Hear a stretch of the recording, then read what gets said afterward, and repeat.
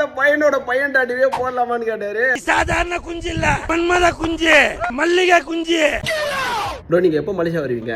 நான் உங்ககிட்ட தான் போடணும், அதுக்காக தான் வெயிட் பண்ணிட்டு இருக்கேன்னு சொன்னேன். சரி ஓகே ப்ரோ, கண்டிப்பா வந்துடலாம் அப்படின்றது எங்களை ஃபாலோ பண்றாரு. என்ன டாட்டு போடணும் கேட்டா, பையன் பிறந்திருக்காரு ப்ரோ, எனக்கு பையன் ரிலேட்டடா டாட்டு போடணும். எங்க ப்ரோ இன்டர்நெட் திறந்தாலே கையும் காலம் தான் வருது, ரொம்ப யூனிக்கா போடணும் ப்ரோ அப்படின்னு சொன்னாரு. அப்போ நான் கையும் காலம் விட்டா என்னடா பொசுக்கு மலையாளம் பேசிட்டேன் போட்டுக்கோங்க ப்ரோன்னு சரின்றாரு. இரு ப்ரோ வீட்டுல போட்டோ வாங்கி அடுப்பேன். அவ்வளவு போட்டோ தடுப்பா ரொம்ப கூட்டி ப்ரோ, இது ரொம்ப குட்டியா இருக்கு ப்ரோ, கண்டதில்லை ப்ரோ. அப்ப இருக்கு ப்ரோ பையன் ஒரு 10வது படிக்கிற வரையும் வளர்த்தோம்.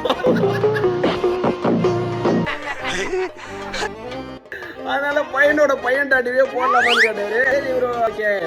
மலேசியால மக்கள் வந்து இவ்வளவு கேஷுவலா இருப்பாங்கன்னு நினைக்கிறேன். ஆனா போட்டுருந்தானே ரொம்ப யூனிக்கா இருந்திருக்கும், பாக்குறவங்களுக்கு கொஞ்சம் பேனிக்கா இருந்திருக்கும்.